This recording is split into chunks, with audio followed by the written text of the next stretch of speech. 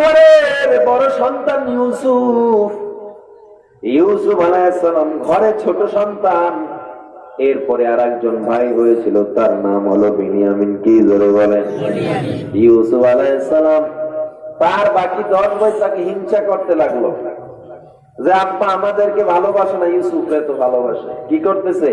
হিংসা করতেছে বারবার। এজন্য তারা একটা ফন্দি আঁটলো যে আব্বার থেকে ইউসুফকে কিভাবে আলাদা করা যায়। ইউসুফ আলাইহিস সালাম ছোট্ট বালক, কিছুই তো বুঝে না একে আলাদা করা যাবে। 10 ভাই মিটিং এ বসলো, আব্বার কাছে যাব ইউসুফের ব্যাপারে। বাবার কাছে গিয়ে বলে, বাবা আমরা আগামীকালকে সবাই মেলায় যাব, খেলাধুলা করবো, সেখানে যাব বাবা, আমরা ইউসুফকে সঙ্গে নিতে চাই। আমার বাবা তখন জবাব দেয়, ইয়াকুব আলাইহিস সালাম বলে, না না, আমি ভয় করতেছি ইউসুফকে বাঘে খেয়ে ফেলবে। কিসে খেয়ে ফেলবে? ইউসুফকে বাঘে খেয়ে ফেলবে, আমার বড় ভয় হয়। না না, আমি দিতে পারবো না। আবার 10 ভাই অনুনয় বিনয় করতেছে।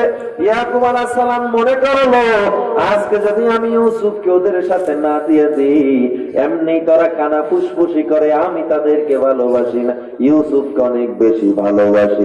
আজকেও যদি আমি ইউসুফকে না দিই, ওরা মনে করবে আসলে ইউসুফকে বাবা বেশি ভালোবাসে। এই দিকে নজর করিয়ে ইয়াকুব আলাইহিস সালাম রাজি হয়ে গেল। মুখে রাজি হয়েছে কিন্তু মনে অন্তরে রাজি হয় না। ইউসুফ আলাইহিস সালামকে নিয়ে ভাইরা রওনা দেয়। চিটিয়াল ময়দান, মরুভূমির এক পাশে ছোট্ট একটা বাগান। ভাইয়েরা খেলাধুলা করতেছে, দৌড় প্রতিযোগিতা, এমন কথা বলে সেখানে গিয়েছিল। ইউসুফ আলাইহিস সালামকে দূরের পথে নিয়ে সাথে সাথে ইউসুফকে ধাক্কা দিয়ে ফালায়া দিল। ছোট্ট শিশু ইউসুফ ভাইয়ের দিয়ে তাকায়া হাউমাউ করে কান্না শুরু করে দিল। বিসমিল্লাহির রাহমানির রাহিম। ওয়ালানাবলুওয়ান্নাকুম বিশাইইন মিনাল খাউফি ওয়াল জু'i ওয়া নাকসিন মিনাল আমওয়াল ونقص من الأموال والأنفس والثمرات وبشر الصابرين صدق الله مولانا العظيم وقال النبي صلى الله عليه وسلم كل أمتي يدخلون الجنة إلا من أبى قيل من أبى قال من أطاعني دخل الجنة ومن عصاني فقد أبى أو كما قال النبي عليه الصلاة والسلام وصدق رسوله النبي الكريم ونحن على ذلك لمن الشاهدين والشاكرين والحمد لله رب العالمين সবাই দুরূদ ইব্রাহিম পড়ে আল্লাহুম্মা সাল্লি আলা মুহাম্মাদ ওয়া আলা আলি মুহাম্মাদ কামা সাল্লাইতা আলা ইব্রাহিম ওয়া আলা আলি ইব্রাহিম ইন্নাকা হামিদুম اللهم بارك على محمد وعلى آل محمد كما باركت على إبراهيم وعلى آل إبراهيم إنك حميد مجيد वही हम सब मुसाफिर हैं কবর আখের ঠিকানা, कोई आगे रवाना है कोई पीछे रवाना। মৃত্যু আসিয়া সচেতন যত অচেতন করিয়া গেল, জীবনের যত স্বাদ জল্পনা শীতল করিয়া দিল। মন কার লাগিয়া কান্দ দিবারাতি, ভেবে দেখো কেউ হবে না, ভেবে দেখো কেউ হবে না তোমার সঙ্গের সাথী। কার লাগিয়া কান্দ দিবারাতি, আপন আপন বইলা জানে ভাবছ সারাক্ষণ, আসলে তো কেউ নয় তারা, কেউ নয় রে আপন। তুমি আজ না হয় কাল বুঝবা একদিন রে,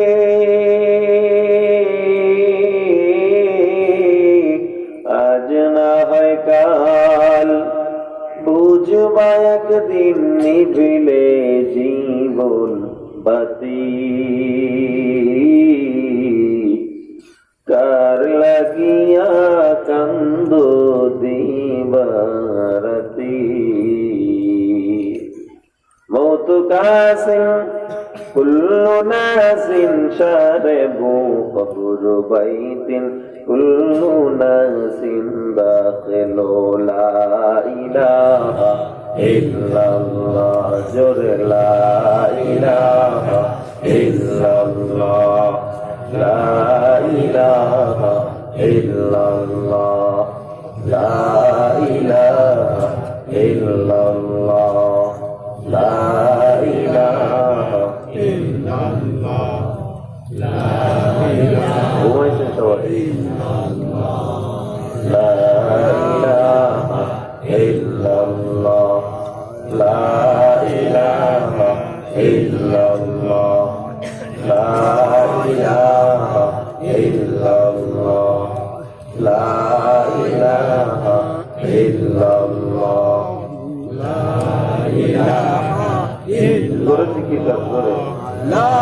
আপনি সারাদিন পূরণ করে সামনে আগায় বলুন, দাঁড়ায় আসেন বসে করেন সামনে আগায় সবাই, লা ইলাহা ইল্লাল্লাহ, লা ইলাহা ইল্লাল্লাহ। ভাই শোনেন না, কত কষ্ট করেন, মাঝখানে শয়তান করে সামনে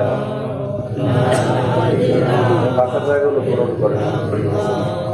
লা ইলাহা ইল্লাল্লাহ, লা ইলাহা ইল্লাল্লাহ, লা ইলাহা ইল্লাল্লাহ, লা ইলাহা ইল্লাল্লাহ, লা ইলাহা ইল্লাল্লাহ, লা ইলাহা ইল্লাল্লাহ, মুহাম্মাদুর রাসূলুল্লাহ।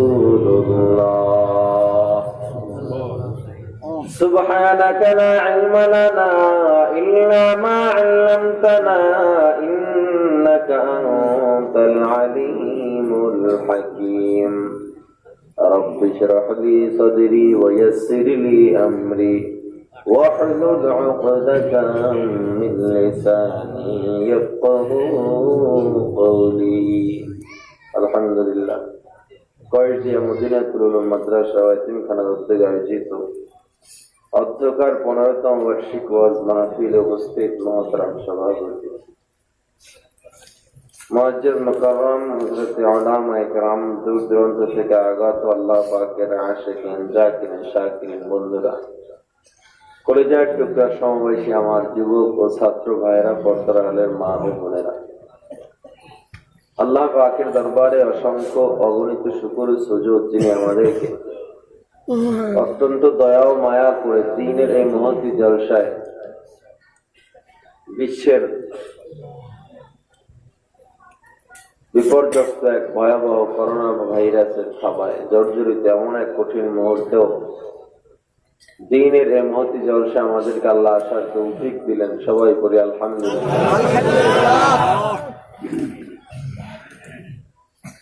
ফরিদপুরের মানুষের আওয়াজ একটু কম মনে হয়, জিকির আস্তে করছেন, দুরুদ আস্তে করছেন, আলহামদুলিল্লাহ আস্তে করছেন।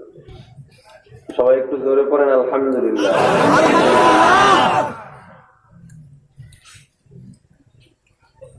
বান্দা আল্লাহ তাআলা বলেন যে লাইন শাকারতুম লাযীদান্নাকুম, যদি শুকর আদায় করো আমি আল্লাহ নিয়ামত বাড়ায়া দিব। সুবহানাল্লাহ। জোরে বলেন সুবহানাল্লাহ। আরো জোরে বলেন সুবহানাল্লাহ। একবার সুবহানাল্লাহ বলছেন, আল্লাহর নবী বলেন একবার সুবহানাল্লাহ বললে আল্লাহ জান্নাতে একটা ফলের গাছ বানিয়ে দেয়। সুবহানাল্লাহ। ফলের গাছটা কি অনেক ছোট?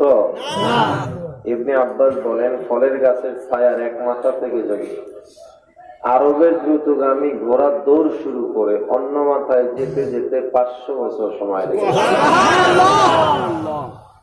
সব কামাইয়ের একটা বিশাল প্ল্যাটফর্ম ওয়াজ মাহফিল।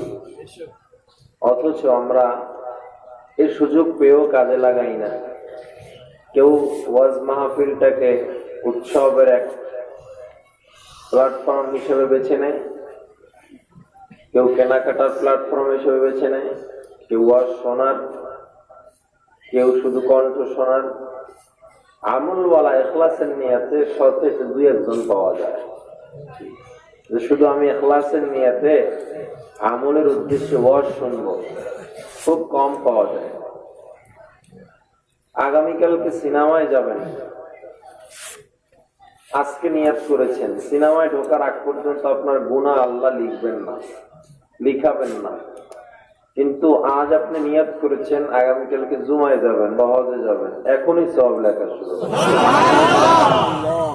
এটা হলো আল্লাহর রহমত, দয়া। বুখারীতে বলেন আল্লাহর নবী হাদিসে কুদসি, বান্দা যখন আল্লাহর রহমতের দিকে 1 বিঘা অগ্রসর হয়, আল্লাহর রহমত তার দিকে 1 হাত অগ্রসর হয়। বান্দা যখন আল্লাহর রহমতের দিকে হাঁটতে থাকে, আল্লাহর রহমত বান্দার দিকে দৌড়াইতে থাকে। আল্লাহ আল্লাহ ক্যা মুবারক নাম হ্যায়, আল্লাহ আল্লাহ আশিকো কা কাম হ্যায়। আল্লাহ আল্লাহ তু মেরা মাবুদ হ্যায়, আল্লাহ আল্লাহ তু মেরা মকসুদ হ্যায়। ইয়া ইলাহি मुझसे मुझको दूर कर, ताकि देखो मुझ में तुझको एक नजर। আল্লাহর দয়া। ছোট আমলগুলোর মানুষ দাম দেয় না। সুবহানাল্লাহ, আলহামদুলিল্লাহ, এগুলোর অনেক দাম। নবীজি বলেন ইমাতাতুল আযা আনিত তারিক, রাস্তায় যে কাটা পড়ে তাকে সরাইয়া দাও, হতে পারে এর বিনিময়ে আল্লাহ জান্নাত দিয়ে দিবেন। কে কোন কাজের বিনিময়ে জান্নাত পাবে মানুষ কিন্তু বান্দা জানে না।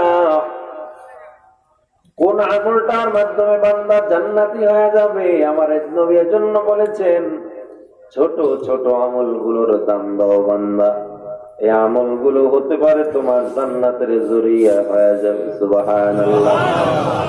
আমার নবী মেরাজের রাত্রে মেরাজ থেকে প্রত্যাবর্তন করার পর যখন দুনিয়াতে বসলেন মসজিদে নববীতে, সব সাহাবায়ে কেরাম আমার নবীর সামনে দাঁড়ানো, সব সাহাবায়ে কেরাম বসে আছে। সবাই মনে করছে হয়তো 4 সাহাবীর একজনকে আমার নবী ডাক দিবে, হয়তো ওসমান নয়তো আলী নয়তো আবু বকর নয়তো ওমরকে নবী ডাক দিবেন। কিন্তু আমার নবী কিছুক্ষণ চুপ থাকার পর আমার নবী বলে আইনা বেলাল, আমার প্রিয় সাহাবী বেলাল কোথায়? বেলাল মসজিদের কর্নার থেকে পিছন থেকে দাঁড়ায়া যায়, চোখ থেকে পানি পড়তেছে। আমার নবী বলে বেলাল আমার কাছে আসো। বেলাল নবীর পাশে এসে থরথর করে কাঁপতেছে আর চোখ থেকে পানি পড়তেছে। আমার নবী ডাক দিয়া কয়, বেলাল তোমার চোখ থেকে কেন পানি পড়তেছে, তুমি কেন ভয় করতেছো? বেলাল ডাক দিয়া কয়, পয়গম্বর আমি একজন নগণ্য সাহাবী, আমার সামনে কত বড় বড় সাহাবী বসে আছে, আমার সামনে ওমর বসা, আলী বসা, ও নবী এত বড় সাহাবী ফালাই আমার মতো কালো সাহাবীটারে ডাক দিবেন, এই খুশিতে আমি কান্দি পয়গম্বর। আমার নবী বেলালের কোন আঙ্গুলটা ধরে আস্তে আস্তে নাড়াইতেছে আর ডাক দিয়া বলে, বেলাল ওয়াল্লাহ আল্লাহর কসম রে বেলাল, ইন্নী সামি'তু দাফান আলাইকা বাইনা ইয়াদাই ফিল জান্নাহ। ও বেলাল তুমি আমায় জবাব দাও, আমি তোমার পায়ের আওয়াজ জান্নাতে শুনতে পেয়েছি। জোরে বলেন আল্লাহু আকবার। কি এমন আমল করেছো বেলাল, যে আমলের বিনিময়ে তোমার পায়ের আওয়াজ জান্নাতে চলে গেল রে বেলাল? বেলাল হতভম্ব হয়ে যায়, আরো জোরে কান্না করে আর বলে, পয়গম্বর আমি ছিলাম একজন জাহান্নামের আসামি, আপনি আমাকে বলেন কিভাবে আমার পায়ের আওয়াজ জান্নাত পর্যন্ত পৌঁছে গেছে? আমি তো নবী জানি না, আপনি ভালো জানেন, আল্লাহ ভালো জানে। আমার নবী বলে, বেলাল কোন আমলে বেশি তুমি মজা পাও? বেলাল বলে, পয়গম্বর আমি ওযু করে তাহিয়াতুল ওযু নামে 2 রাকাত নফল নামাজ পড়ি, ওই 2 রাকাত নফল নামাজে এত মজা, ওই 2 রাকাত নফল নামাজের মজায় আমি পুরো ইবাদতে বেশি করে মজা পাই। জিবরিল আমিন আমার নবীর কানে কানে ডাক দিয়া কয়, পয়গম্বর বেলাল সত্যি বলেছে, বেলালের 2 রাকাত নফল নামাজ আমার আল্লাহর এত পছন্দ, আমার আল্লাহ বেলালের দুনিয়ার পায়ের হাঁটার আওয়াজ জান্নাতে পৌঁছে দিয়েছে। 2 রাকাত কি নামাজ? আরো জোরে বলেন, নফল নামাজ। 2 রাকাত নফল নামাজই বেলালের পায়ের আওয়াজ আমার আল্লাহ জান্নাত পর্যন্ত নিয়ে গেছে। আপনি আমি নফল তো দূরের কথা, সুন্নত পড়ি না, সুন্নত তো দূরে থাক, ফরজই পড়তে চাই না। ছোট আমলে দান দেন। এ বান্দা সিঁড়ি থেকে উপরে ওঠার সময় পড়বেন কি? আল্লাহু আকবার। সিঁড়ি থেকে নিচে নামার সময় পড়বেন সুবহানাল্লাহ। খানা খাইতে বসছেন বলেন বিসমিল্লাহি ওয়া আলা বারাকাতিল্লাহ। এ বান্দা আনাস রাদিয়াল্লাহু তাআলা আনহু বলে, একই হাদিস ইবনে আব্বাস বর্ণনা করেছে, বান্দা যখন খানার শুরুতে আল্লাহর নাম নিয়ে পড়বে বিসমিল্লাহি ওয়া আলা বারাকাতিল্লাহ, শুধু যদি যে বান্দা দোয়া না পারবে, শুধু যদি বিসমিল্লাহ বলে লোকমা দেয়, খানার শেষে যদি বান্দা বলে আলহামদুলিল্লাহ, আমার আল্লাহ বান্দার একটা দানারও হিসাব পর্যন্ত নিবে না। দস্তারখানা বিছাও, বাথরুমে ঢুকেছ, দোয়া করে দাও। আনাস রাদিয়াল্লাহু তাআলা আনহু বলেন, বান্দা বাথরুমে আমরা যখন ঢুকি আমাদের সতর ফাঁকা হয়ে যায়, শয়তানের জিনের নজর পড়ে, বান্দা রোগ ব্যাধি বেশি হয়। কিন্তু তুমি ঢোকার সময় যদি দোয়াটা আগে পড়ে নাও, আমার আল্লাহ তোমার বাথরুমের বাহিরের 4-5টা ফিরিস্তা দিয়া ঘেরাও করে দিবে। আমলের দাম দেন, ছোট আমলের দাম দেওয়া যাবে ইনশাআল্লাহ। সর্ব অবস্থায় আমরা আমলের দাম দিব, আল্লাহ কবুল করে নেন, বলে না। আল্লাহ তাআলা বলেন, ওয়ালানাবলুওয়ান্নাকুম বিশাইইম মিনাল খাউফি ওয়াল জু' বিশাইইম মিনাল খাউফি ওয়াল জু'i ওয়া নাকসিম মিনাল আমওয়াল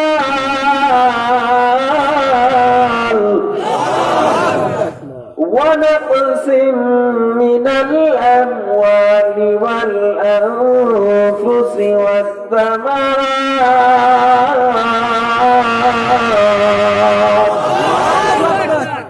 আমার আল্লাহ বলে, বান্দা ولنبلونكم بشيء من الخوف, আমি আল্লাহ তোমাদেরকে অবশ্যই অবশ্যই পরীক্ষা করব। কি দিয়া পরীক্ষা করব? মিনাল খাউফ, ভয় দিয়া পরীক্ষা করব। ওয়াল জু, ক্ষুধা দিয়া পরীক্ষা করব। ওয়া নাকসিম মিনাল আমওয়াল, সম্পদের কমতি দিয়া পরীক্ষা করব। কয়টা জিনিস দ্বারা পরীক্ষা করবে? একটু জোরে জবাব দিতে হবে, আরো জোরে। যতক্ষণ জোরে জবাব দিবেন ততক্ষণ আমি চালাবো ইনশাআল্লাহ। আপনারা জিমাইয়া গেলে আমিও জিমাইয়া যাব। তিনটা জিনিস দ্বারা আল্লাহ বান্দাদেরকে পরীক্ষা করবেন। এক নাম্বার আল্লাহ কি বলেছেন? আরো জোরে বলেন। দুই নাম্বারে ক্ষুধা, কি জোরে বলেন। তিন নাম্বারে সম্পদের কমতি দিয়া, কি জোরে বলেন।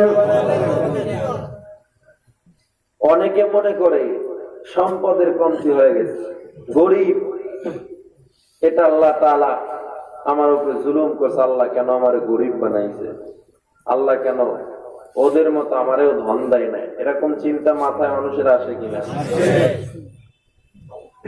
কিন্তু আমার আল্লাহ বলে, আমি যাকে বেশি ভালোবাসি তাকেই বেশি পরীক্ষা করি, বিপদ দেই। সন্তান পানিতে পড়ে গেছে, ইমানদার কি বলে? বলে আল্লাহ কে আর কারো সন্তান দেখে নাই, আমার সন্তানটার এই পানিতে ফেলাইছে। কয় কি কয় না? আল্লাহ কি আর কারো দোকান দেখে নাই, আমার দোকানটা আগুন লাগান লাগছে। কয় কি কয় না? আছে না নাই? আপনাদের এই মধুখালীতে নাই মোরা আসেনি? আল্লাহর কি আর কোনো কাম নাই? খালি আমার লই আল্লাহ কইরে আছে। কয় কি কয় না? তো সাথে সাথে আল্লাহর কুদরতি মনটায় কষ্ট লাগার কথা, কারণ আল্লাহ বলেছেন আমি তোরে ভালোবাসি বিদায় বিপদ দেই। কেবল ছোট্ট একটা ঘটনা আছে, আমরা পড়েছিলাম নুজাতুল মাজালিসে, বাইজিদ বুস্তামি রহমাতুল্লাহর যুগের এক ঘটনা। এক মহিলা স্বামীকে বারবার বলতেছে, আমাকে হঠাৎ করে বলতেছে, স্বামী তুমি আমার কতটুকু ভালোবাসো? বলে অনেক ভালোবাসি। অনেক বলতে কেমন? বলে জীবনের চেয়েও বেশি ভালোবাসি। স্ত্রী বলে আমি যেটা চাইবো দিবা? বলে অবশ্যই দিব। আসলেই দিবা? বলে হ্যাঁ দিব। কথা আমার তালাক দিয়ে দাও। কি দাও? স্বামী বলে তুমি এটা কোনো কথা কইলা? তালাক দিবে, এটা কেমন কথা? স্ত্রী সিরিয়াস, না আমাকে তালাক দিন। স্বামী তালাক দেয় না, কয় না এটা সম্ভব না। এরকম করতে করতে 7 বছর কেটে গেছে। কয় বছর? 7 বছর পর্যন্ত স্ত্রী বারবার জ্বালাতন করতেছে, আমাকে তালাক দেন তালাক দেন, স্বামী তালাক দিচ্ছে না। তো স্বামী বাধ্য হয়ে একদিন বলে ঠিক আছে, এত বছর পর্যন্ত তুমি তালাক চাও, আমার তো হাতে কিছু করার নেই, তো কাজীর দরবারে চলো, সেখানে ফয়সালা করে তালাক দিয়ে দেব। রওনা দিল। তদানীন্তন সময়ে বিশাল বিশাল পাথরের পাহাড় গুলো, অনেক বৃষ্টির পানি পড়তে পড়তে পাথর গুলো অনেক ধারালো হয়ে যাইত। ওই আল্লাহর বান্দি এবং বান্দা পাহাড়ের উপত্যকা পাড়ায়া পাড়ায়া কাজীর দরবারে রওনা দেয়। সামনে হাঁটতে হাঁটতে হঠাৎ করে স্বামী পাথরে পিচ্ছিলকে পায়ের গোড়ালি কেটে হাড্ডি বের হয়ে যায়। স্ত্রী নিজের কাপড় ছিঁড়ে স্বামীর পাওটা বেঁধে কাঁধে করে আস্তে আস্তে নিয়ে রওনা দেয়। স্বামী বলে চলো কাজীর দরবারের দিকে, তুমি পিছনে আবার বাড়ির দিকে কেন যাও? স্ত্রী বলে না, কাজীর দরবারে যাওয়ার প্রয়োজন নাই। স্বামী কিছুই বুঝতেছে না, তালাকের জন্য এত তুমি পাগল, আজকে আবার তুমি কেন তালাক থেকে বিরত হয়ে আবার বাড়ি চলে যাচ্ছ? বাড়ি গিয়া স্বামীরে বসাইছে, বসাইয়া স্ত্রী 2 রাকাত নামাজ পড়ছে। কি করছে?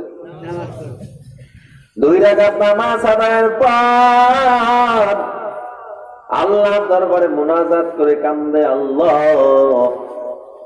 আমার স্বামীটাকে আপনি সুস্থ করে দেন। তবে শুকর আলহামদুলিল্লাহ, আল্লাহ আপনি আমাকে ভালোবাসেন। মোনাজাত শেষ করে স্বামী তো বুঝতে পারে না বিবি কি হয়েছে, এমন কেন করতেছো? বিবি ডাক দিয়া কয়, স্বামী গো, আপনার সাথে 12টা বছর আমি সংসার করেছি, এমন কোন দিন নেই আমার তাহাজ্জুদ কামাই গেছে, আমার আওয়াবিন কামাই গেছে, না না। কিন্তু আমার আল্লাহ বলেছে, আমার আল্লাহ যাদেরকে বেশি ভালোবাসে তাদেরকে বিপদ আপদ বেশি দেয়। কিন্তু 12টা বছরে একটা দিনও আমার ঘরে আমি বিপদ দেখি নাই। এই জন্য আমি চিন্তা করছি, আল্লাহ আমাদেরকে ভালোবাসেন না, এই জন্য বিপদ দেয় না। এজন্য আমি আপনার কাছে বারবার তালাক চেয়েছি। কিন্তু আজকে আপনার পাওটা কেটে হাড্ডি বের হয়ে গেছে, এত বড় বিপদ আল্লাহ দিয়েছে, তার মানে আল্লাহর রহমত আমাদের উপরে নাজিল হয়েছে। আরে কে দারাত خوف حق در دل مدام جنت المأواد حضورا مقام। বিপদ আসে না এজন্য তারা বেজার, আর আমগো বিপদ আসলে বেজার। ঠিক কিনা ধরে বলেন? আহা, আল্লাহ 3টা জিনিস দ্বারা পরীক্ষা করবেন, ভালো করে বুঝবেন, কান চুপ করবেন না, একটু ভালো করে বুঝবেন। 3টা জিনিস দ্বারা আল্লাহ পরীক্ষা করবেন, ভয়, ক্ষুধা, সম্পদের কমতি। কি জোরে বলেন? আরে জোরে কই যাবো তো? পরীক্ষা মনে হয় শুধু এখনই শুরু হয়েছে, আগে আল্লাহ কাউরে করে নাই। করছে কিনা? করছে। ও বড় লোক, তোমার ধনী হওয়াটাও বড় পরীক্ষা। ও গরিব, তোমার গরিব হওয়াটাও পরীক্ষা। দেখবেন একজন আমলওয়ালা গরিব ভ্যান চালায়, রিক্সা চালায়, রাত্র যখন বাড়ি ফিরে ওই স্ত্রীর কাছে গিয়া বসে, স্ত্রী গায়ে একটু বাতাস দিয়া দেয়। দেখবেন এই ঘরের এই বাতাসটা মনে হয় জান্নাতের বাতাস। ঠিক কিনা ধরে? কিন্তু এমনও কোটিপতি আছে, টাকা কামাইতে কামাইতে মাথার চুল একটাও নাই। ভাইজান কেমন আছেন? ভালো নাই। কেন ভালো নাই? স্বামী বিবি কথা শোনে না, ভালো নাই। মেজাজটা খারাপ কে? বলে সন্তান কথা শোনে না। সন্তানই আবার ব্যবসা করে, সন্তান লুটতরাজি করে, আছে না নাই? কোটি টাকার মালিক দেখো অভাব হয় না দূর, গরিবী ঘুমায় গাছতলাতে মনটা বাহাদুর। ঠিক না? ফেরাউনের লাশটা দেখো মিশর জাদু ঘরে, খায় না মাছি পোকা মাকড় সবাই ঘৃণা করে। জ্ঞানী যারা বুঝে তারা শুধুই ইশারায়, নির্বোধকে বুঝাইতে কে পারে কোথায়। তরকারির মতো তরকারি হলে অল্প জানি সেজে, বুদ্ধিমান মানুষ হলে ইশারাতেই বুঝে। উঁচু জমিন থেকে পানি নিচু জমিনে যায়, তেমনি খোদার রহমত আসে নম্রতার হৃদয়ে। ভোগ বিলাসের বাড়ি গাড়ি পড়ে রবে সব, থাকতে সময় স্মরণ করো আল্লাহ আমার রব। থাকতে সময় স্মরণ করো আল্লাহ আমার রব। কে আমাদের রব? জবান খুলে বলেন কে? জোরে বলেন আল্লাহু আকবার। আরো জোরে বলেন আল্লাহু আকবার। আমাদের রব কে? রিজিক দেয় কে? ইজ্জত দেওয়ার মালিক কে? বেইজ্জতি করার মালিক কে?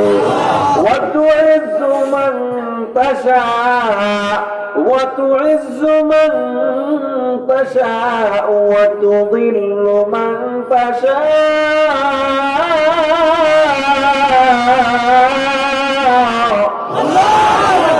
আল্লাহ যাকে চায় ইজ্জত দেয়, যাকে চায় আমার আল্লাহ বেইজ্জতি করে।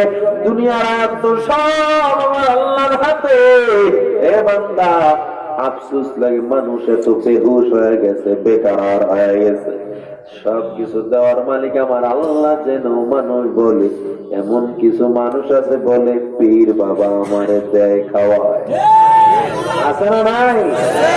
রিজিক দেওয়ার মালিককে তার পিসাব আমারে খাওয়ায়। কেউ তো আমার বলে শুধু পিসাব খাওয়ায় না, পিসাবে নাকি তারে জান্নাতে নিয়ে যাইবে। নাউজুবিল্লাহ, পকেটে তাক বাড়ি দিয়ে মুখ মোড়ে আপনি খুলে না, কারণ কি? না আপনি এই দলের একজন? হ্যাঁ, পিসাব আপনারা জান্নাতে নিয়ে যাবে? কিয়ামতে আপনার পিসাব নিজের লুঙ্গি খুঁজে পাইব না। আপনি পেশাব জান্নাতে নিয়ে যাইব না, না, যেই ভয়ঙ্কর কিয়ামতে আল্লাহর হুঙ্কারে কিয়ামতের ময়দানটা থরথর করে কাঁপতে থাকবে। আদালতে কি আমার আল্লাহ যখন হুঙ্কার দিবেন, লিমানিল মুলকুল ইয়াউম লিল্লাহিল ওয়াহিদিল কাহার, আমার আল্লাহ যখন বলবে আজকের রাজত্ব কার, আজকের বাদশাহী কার, আমার আল্লাহর একটা হুঙ্কারে গোটা কিয়ামতের ময়দানের মানুষগুলো বেহুশ হয়ে 50,000 বছর পরে থাকবে। নবীরা পাগল করা হয়ে যাবে, নবীরা পর্যন্ত। আর আপনার পিসাব আপনাকে জান্নাতে নেবে, অসম্ভব। জান্নাতের সার্টিফিকেট পিসাব দিবে। পিসাব কে? সেও তো মানুষ। পীর কারা জানেননি? পীর কারা? কারা? নারী পুরুষ একত্রিত ড্যান্স দেয় যারা, নাচানাচি করে যারা, গাঞ্জার আসর মিলায় যারা, আর আমি পীর তো এইটারই আপনারা মনে করছেন। আল্লাহর দন নবীর দিয়ে আল্লাহ গেছে গায়েব হইয়া, নবীর দন খাজারে দিয়া নবী গেছে খালি হইয়া। খাজান নবীর খাজায় নবীর ধন লইয়া পয়সা আছে আজমিরে, কেউ ফেরে না খালি হাতে বাবারে তোর দরবারে। সব ধন আজমিরে গেছে। ভারতে আজমির গেছেন নি? সব ধন কোথায়? আজমির গেছে, আর কারো হাতে কিছু নাই। কেউ ফেরে না খালি হাতে বাবারে তোর দরবারে। খালি হাতে ফিরে কারো মাথায় চুলের জট, কারো হাতে গাঞ্জার পট, কারো গায়ে সালার চট, খালি একেবারে ফিরে নাই। কোন পীর সাহেবকে অ্যাটাক করে কথা বলা আমার উদ্দেশ্য না, তবে আমি হক এবং বাতিল দুইটার পার্থক্য করা আমার দায়িত্ব। ঠিক কিনা ধরে বলে? হক কারা? ওই পীর সাহেব হক হবে যেই পীর সাহেবের মুস্তাহাবের আমল পর্যন্ত খিলাফ হতে পারবে না। পীর সাহেব দাড়ি নেই, সে পীর হতে পারবে না। নামাজ পড়ে না, সে পীর হতে পারবে না। বেপরদায় চলে, সে পীর হতে পারবে না। ঠিক কিনা? আচ্ছা, আপনার মসজিদের ইমাম সাহেবের যদি দেখবেন প্যান্ট শার্ট পরে আইছে, একদিন নামাজ পড়াইছে, একজনের পিছে নামাজ পড়বে না, কারণ ইমামকে ওই সূরাতে দেখার জন্য আপনি প্রস্তুত না। ইমাম সাহেব তার তো দাড়ি থাকবে, ইমাম সাহেব তার তো টুপি থাকবে, ইমাম সাহেব তার তো সুন্নতি লিবাস থাকবে, ইমাম সাহেব তো ঘুষ খাবে না, ইমাম সাহেব তো সুদ খাবে না, ইমাম সাহেব তো 2 নম্বরে করবে না, ইমাম সাহেব ওজনে কম দিবে না, ইমাম সাহেব কোনোদিন মানুষের আইন ঠেকাবে না, জমি মেরে খাইবে না, ইমাম সাহেব কোনোদিন বেপরদায় চলবে না। একজন ইমাম, তাকে স্বচ্ছ হতে হবে। ও বান্দা, একজন ইমাম শুধু 10, 15 জন, 20 জন, 100, 1000 মুসল্লির ইমাম, আর একজন পীর হাজার হাজার মুরিদের ইমাম। এমনটা যদি হতে হয় তাহলে পীরকে আরো কত স্বচ্ছ হতে হয়, আরো কত স্বচ্ছ হতে হবে। অনেকে আবার বলে পীর বিরোধী জায়েজই নেই, এটা ভুল। এটা কি? পীর কোরআনে পড়লে দেখাও পীর আছে কোথায়? কোরআনে পীর আছে? আছে? আছে? কোরআনে পীর থাকবে কেন? পীর তো ফার্সি শব্দ। কোরআন কি ফার্সি না আরবি? পীর হলো ফার্সি শব্দ। পীরের যে সমর্থবোধক শব্দটা হলো শায়েখ। শায়েখ আছে কোরআন, মুর্শিদ আছে কোরআন। বুঝেন নাই? ইংল্যান্ডে যেটারে ওয়াটার কয়, বাংলাদেশ ওটারে কি কয়? পানি কয়। কেউ যদি বলে আমি ওয়াটার খাই, পানি খাই না, বিষয়টা কেমন দাঁড়াইলো না? পীর মুরিদিটাও এমন। আপনি নামাজ কেমনে পড়বেন, হাত কেমনে উঁচু করবেন, কতটুকু করবেন, কি করবেন না, আপনার বউকে আপনি তালাক দিয়ে দিলেন, তালাকে মুগাল্লাদা, তালাকে বাইনা নাকি তালাকে রজি হইল, আপনি বুঝেন না। কতটুকু সম্পদ পরিমাণ মাল থাকলে আপনার উপরে কোরবানি ওয়াজিব, হজ ফরজ, আপনি জানেন না। সালাম এতটুকু ফিরাবেন নাকি ফুল এতটুকু ফিরাবেন, আপনি এই সমস্ত মাসআলা জানার জন্য একজন মুরব্বির প্রয়োজন আছে না নাই? এই মুরব্বি বললাম বাংলায়, এটার ফার্সি শব্দ হলো পীর, আর এটার আরবি শব্দই হলো মুর্শিদ। বুঝছেন? এ হলো মুরব্বি। তো মুরব্বি ছাড়া মানুষ চলতে পারে না। তেমনি ভাবে পীর আপনার হতে পারে, মুরব্বীটা আপনার হতে পারে একজন পীর, হতে পারে আপনার বাবা, হতে পারে আপনার মাদ্রাসার একজন ওস্তাদ, হতে পারে মসজিদের ইমাম। বুঝেন নাই? এখন মুরব্বী হওয়ার জন্য কিছু শর্ত আছে, আছে না নাই? এই মুরব্বী হওয়ার জন্য 1 নম্বর শর্ত, এই মুরব্বী পীর সাহেবের মুস্তাহাবের আমলও ছুটতে পারবে। কেন পারবে না? ঠেলাগাড়ি চিনেন? ঠেলাগাড়ি মানুষে বিমান বানাইছে, মোবাইল বানাইছে, আমরা বানাইছি কি ঠেলাগাড়ি। এটার ব্রেকও নাই, কি নাই? তো ঠেলা গাড়ি সে চালায় পাইলট আর কি, ড্রাইভার। উনি যদি কয় আমি বিমান চালাবো, এই জায়গায় যদি বিমান ধরে, বিমান লইয়া তো সব মানুষ লইয়া মরবে, ঠিক কিনা জোরে কয়? কারণ কি, ঠেলা গাড়ির ড্রাইভার তোমাকে ওই বিমানের পাইলট হওয়ার জন্য মিনিমাম 5 থেকে 7 বছর ট্রেনিং দিতে হবে, পিএইচডি করে পরে বিমানের পাইলট হতে হবে। নচেত যদি তুমি বিমান নিয়ে উড়ান দাও, তুমি মাঝপথে অ্যাক্সিডেন্ট করে মারা যাইবা। ও বান্দা, পীর হওয়ার জন্য তেমন শর্ত। ঠেলাগাড়ির ড্রাইভার যেমন বিমান চালাতে পারবে না ট্রেনিং ছাড়া, যোগ্যতা ছাড়া। একজন পীরের মধ্যে যদি সুন্নাতের আমল না থাকে, বেপরদার আমল থাকে, একজন পীরের মধ্যে যদি ভণ্ডামি থাকে, ওই পীরও হাজার হাজার মানুষ নিয়ে জাহান্নামে চলে যাবে। বুঝেননি? বুঝেন বুঝেন বুঝেন পার্থক্য? এখন আপনারা মানবেন কেন? আপনার ব্যাপার। আমি বলবো না আপনি আটরশি যান, আপনি চন্দ্রপাড়া থেকে বেঁচে যান, আপনি মাইজবান্ডার যান, চরমনাই যান, সারসিনা যান, তাবলিগে যান, এগুলো আমি বলবো না। আমি বলবো হকের এগুলো আলামত, না হকের এগুলো আলামত। এবার আপনি নিজে নিজে চয়েস করে নেবেন, ঠিক আছে? আল্লাহ কবুল করে নেন, বলেন আমিন। এজন্য বলি, রিজিক দেওয়ার মালিক পীরে না আল্লাহ। আর উপরে বলেন, পীর সাহেব কোনদিন রিজিকের মালিক হতে পারে না। ও যুবক, ও ফরিদপুরের মুসলমান, আমরা সারা বাংলাদেশে বহির্বিশ্বে তোয়াজ করি। বিশেষ করে যখন আমরা দক্ষিণ অঞ্চলে আসি, আর ইসাম্মাওয়ারে পরে আসি, তখন দেখি পীর সাহেব। আবার চাঁদপুরের মধ্যে ঢুকলে দেখি পীর, আবার শাহজালাল সিলেটের মধ্যে গেলে দেখি পীর, চিটাং গেলে দেখি আবার পীর। তার মানে যেদিকে তাকাই সেদিকেই কি? আরো করে কন। এই বাংলাদেশে পীর এবং মাহফিল, এই ইসলামটা আমাদের সংস্কৃতির সাথে মিশে গেছে।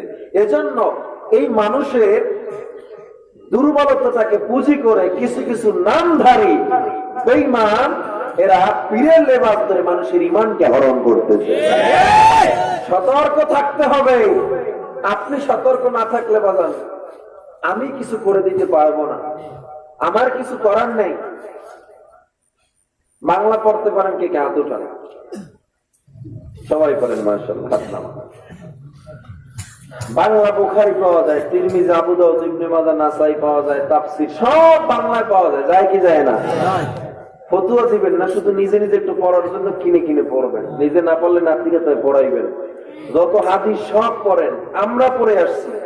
আমার ভাষাটা আমি বলে যাই, ভাষ্যটা আপনি পড়লে এটাই পাবেন। খুঁজে দেখবেন আসলে কোন আল্লাহর ওলি বা সাহাবী তাবী এমন ছিল যে নামাজ না পড়লেই বড় ওলি হয়ে গেছে, বড় সাহাবী হয়ে গেছে? আছে? একটু নিজেও পড়ে দেখেন, কোথাও পাবেন না। নিজে নিজেও পড়ে দেখেন। এজন্য রিজিক বলেন, ভরসা বলেন, বিপদ আপদে সব সময় আমার একমাত্র আশার ও ভরসার প্রতীকের নাম কি? বলেন, আল্লাহ ছাড়া কেউ নাই। কেউ আপনাকে বিপদ থেকে বাঁচাতে পারবে না।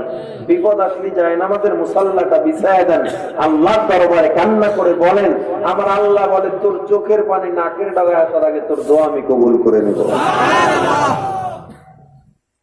পরীক্ষা শুধু আল্লাহ আমাদেরকেই করতেছেন, বিপদ আপদ গরিব আমাদেরকেই করেছেন, আর কাউকে আল্লাহ পরীক্ষা করেন নাই, না? আরে মিয়া, শুধু পয়গম্বর ইব্রাহিমকে আল্লাহ যা পরীক্ষা করেছেন, এই পরীক্ষার আমার মনে হয় 1 কোটি ভাগের 1 ভাগ যদি আমাদেরকে আল্লাহ করতো, আমরা ঈমানের এই পরীক্ষায় টিকতে পারতাম না।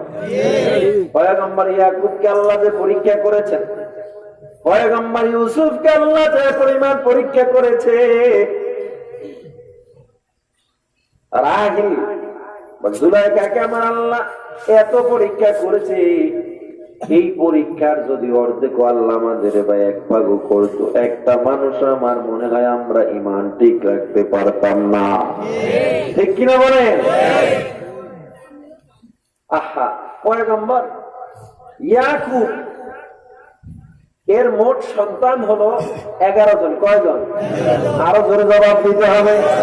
ছোট্ট ঘরের বড় সন্তান ইউসুফ। ইউসুফ আলাইহিস সালাম ঘরে ছোট সন্তান। এরপরে আরেকজন ভাই হয়েছিল, তার নাম হলো বিনিয়ামিন। কি জোরে বলেন? ইউসুফ আলাইহিস সালাম তার বাকি 10 ভাই তাকে হিংসা করতে লাগলো যে আব্বা আমাদেরকে ভালোবাসে না, ইউসুফকে তো ভালোবাসে। কি করতেছে? হিংসা করতেছে বারবার। এজন্য তারা একটা ফন্দি আঁটলো যে আব্বা থেকে ইউসুফকে কিভাবে আলাদা করা যায়। ইউসুফ আলাইহিস সালাম ছোট্ট বালক, কিছুই তো বুঝে না একে আলাদা করা যাবে। 10 ভাই মিটিং এ বসলো, আব্বার কাছে যাব ইউসুফের ব্যাপারে। বাবার কাছে গিয়ে বলে, বাবা আমরা আগামীকালকে সবাই মেলায় যাব, খেলাধুলা করবো, সেখানে যাব বাবা, আমরা ইউসুফকে সঙ্গে নিতে চাই। আমার বাবা তখন জবাব দেয়, ইয়াকুব আলাইহিস সালাম বলে, না না, আমি ভয় করতেছি ইউসুফকে বাঘে খেয়ে ফেলবে। কিসে খেয়ে ফেলবে? ইউসুফকে বাঘে খেয়ে ফেলবে, আমার বড় ভয় হয়। না না, আমি দিতে পারবো না। আবার 10 ভাই অনুনয় বিনয় করতেছে। ইয়াকুব আলাইহিস সালাম মনে করলো, আজকে যদি আমি ইউসুফকে ওদের সাথে না দিয়ে দিই, এমনি তারা কানা ফুসফুসি করে আমি তাদেরকে ভালোবাসি না, ইউসুফকে অনেক বেশি ভালোবাসি। আজকেও যদি আমি ইউসুফকে না দিই, ওরা মনে করবে আসলে ইউসুফকে বাবা বেশি ভালোবাসে। এই দিকে নজর করিয়া ইয়াকুব আলাইহিস সালাম রাজি হয়ে গেল।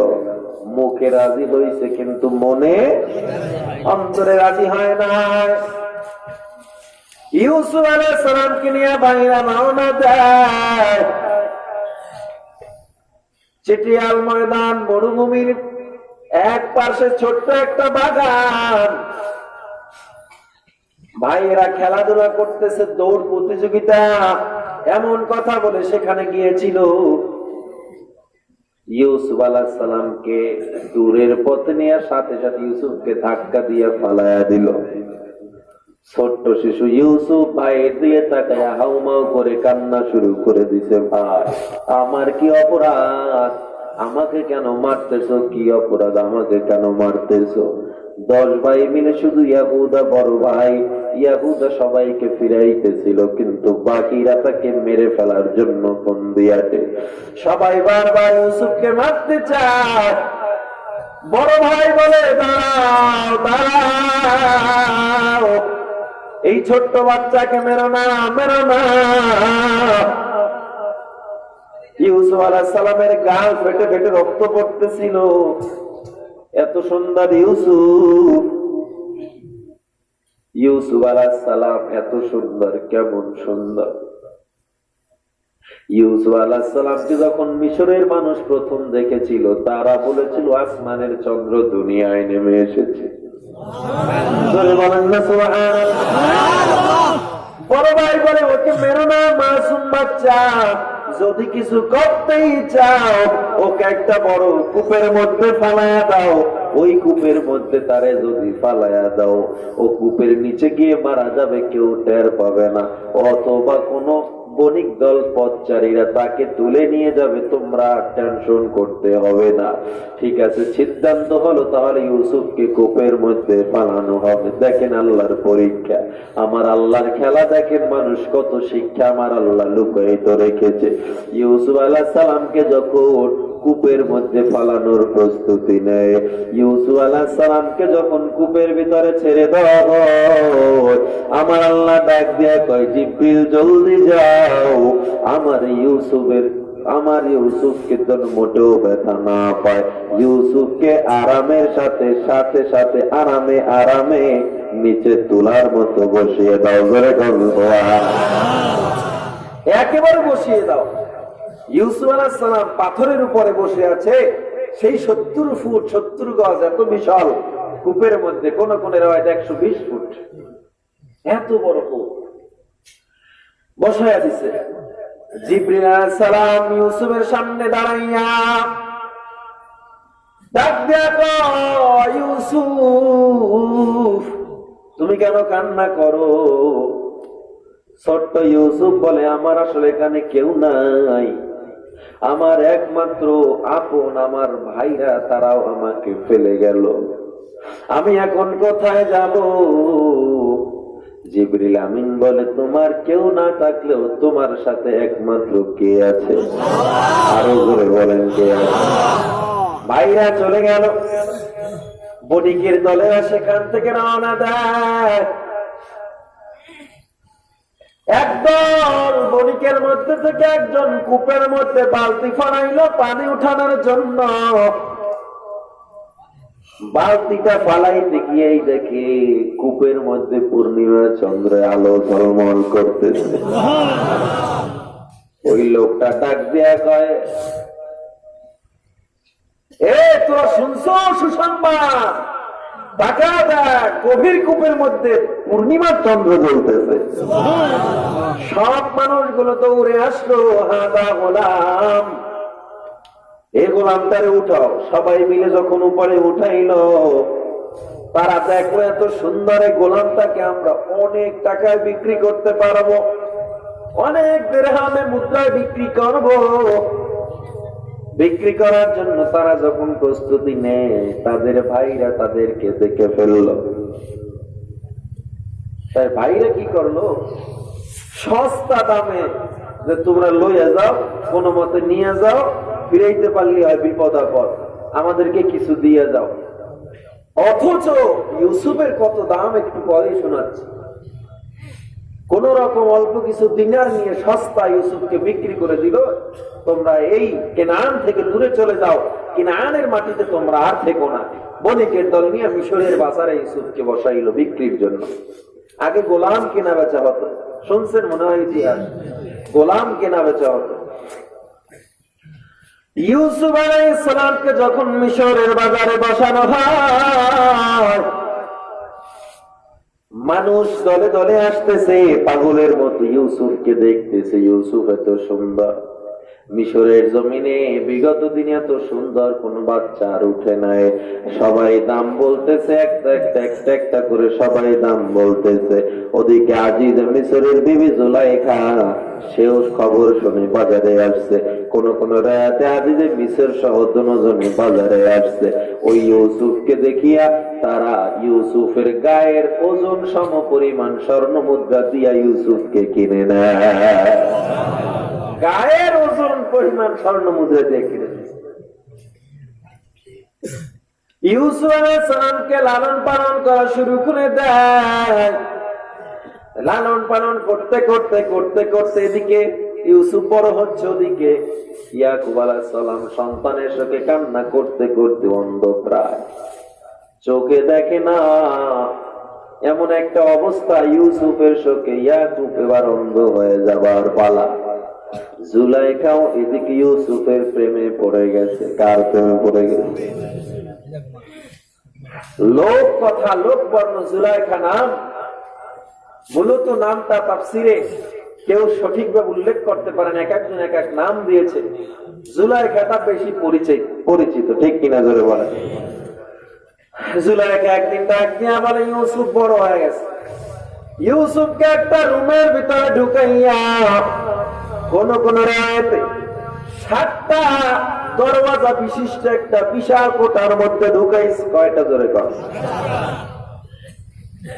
একটা দরজা বন্ধ করে আবার সামনের দরজা খুলে, আবার সামনের দরজা বন্ধ করে, আবার সামনের দরজা খুলে, আবার সামনের দরজা বন্ধ করে।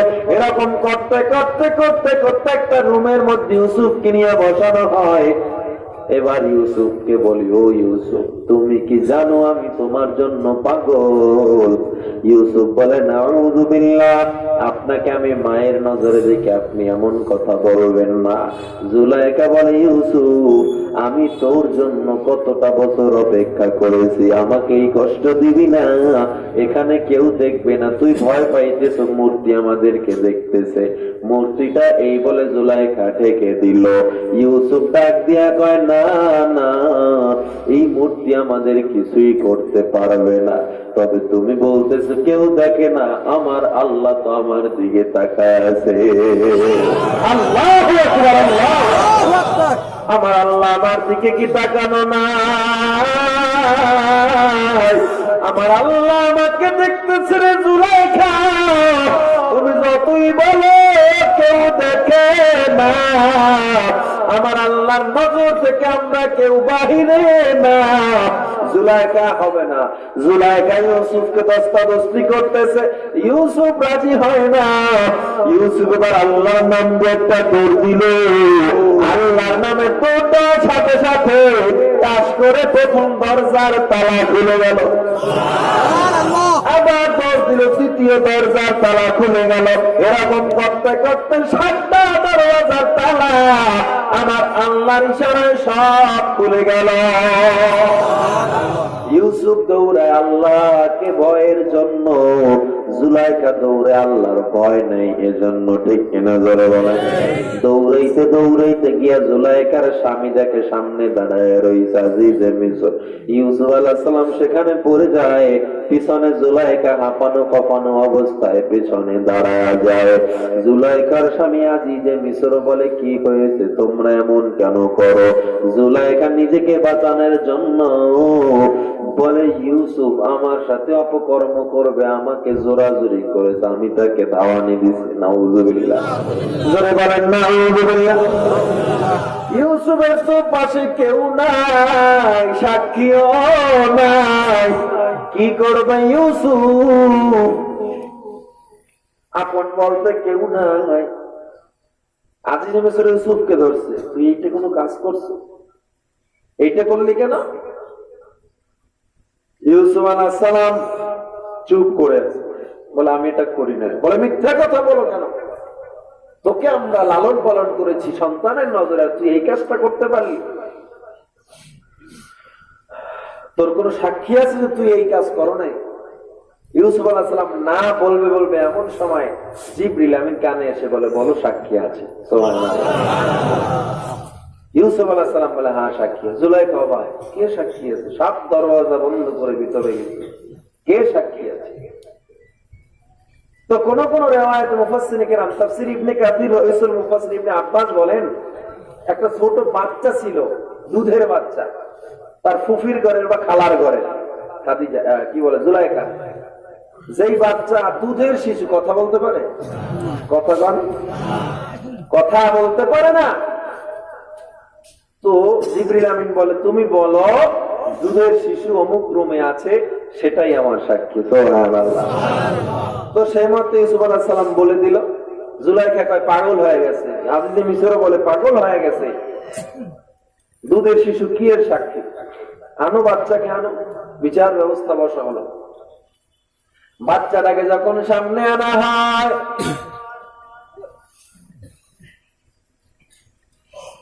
বাচ্চা এবার সাক্ষী দেয়।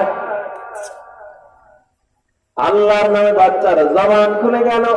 বাচ্চা ডাক দিয়ে কয়, ইউসুফের জামার পিছন দিক থেকে যদি সিরা থাকে মনে করবেন ইউসুফ নির্দোষ, ইউসুফের সামনের দিক থেকে যদি সিরা থাকে মনে করবেন ইউসুফ দোষী। সুবহানাল্লাহ। এক তো দুধের শিশু কথা বলে, আর এক তো আবার প্রমাণ দিয়ে দিল। কত সুন্দর সিস্টেমে। ও নবীর উম্মত, আল্লাহর গোলাম ইউসুফ আলাইহিস সালাম অবাক হয়ে গেছে, বাচ্চা কথা বলতেছে। আজিজে মিসর বলে, বাচ্চার কথা যদি সত্য হয় তাহলে ইউসুফ তুমি নির্দোষ। বাচ্চার কথা প্রমাণ করতে গিয়ে দেখে আসলে ইউসুফের জামার পিছন দিক থেকে ছেঁড়া রয়েছে, কারণ জুলাইখা তাকে বারবার সাবা দিয়েছিল, এজন্য পিছন থেকে জামা ছিঁড়ে গেছে। ইউসুফ যদি দোষী হতো, ইউসুফের সামনের থেকে জামা ছিঁড়া থাকতো, কারণ কি জুলাইখা তাকে সরাইয়া দিত। ঠিক কিনা জোরে বল? এখন দোষী কে? জোরে বলেন।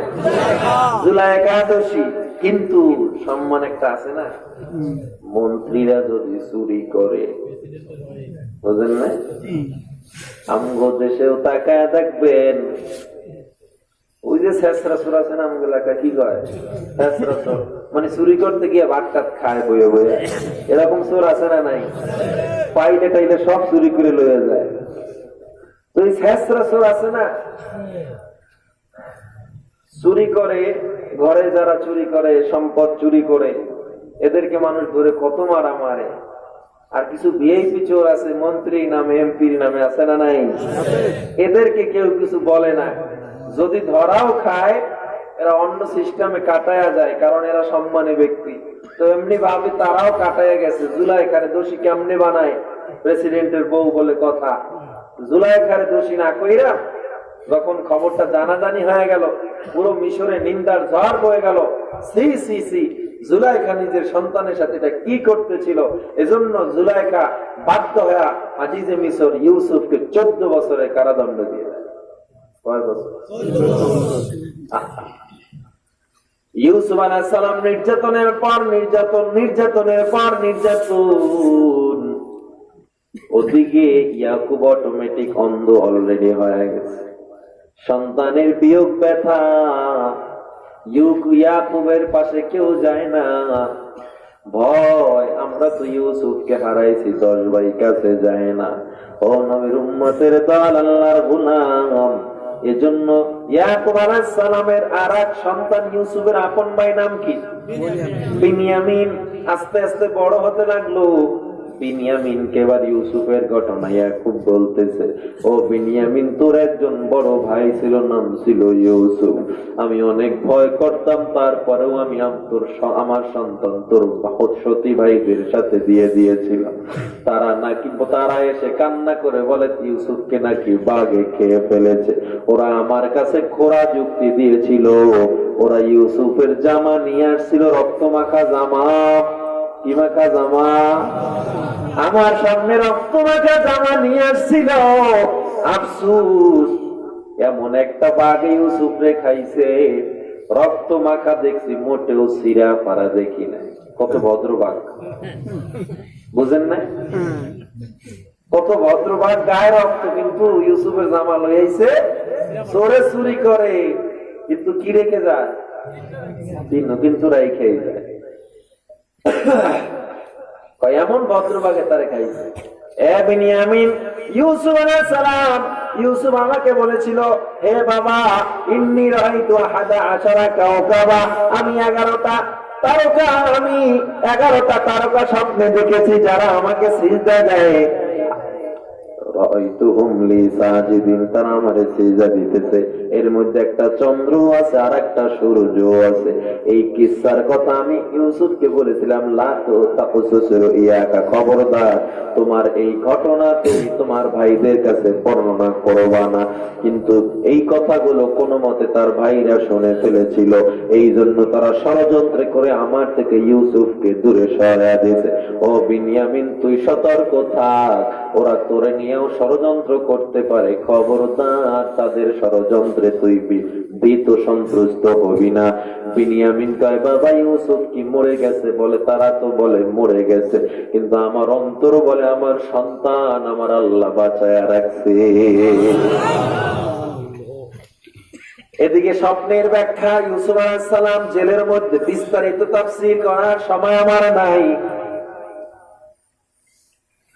স্বপ্নের ব্যাখ্যা দেওয়ার কারণে ইউসুফ আলাইহিস সালাম মুক্তি পায়।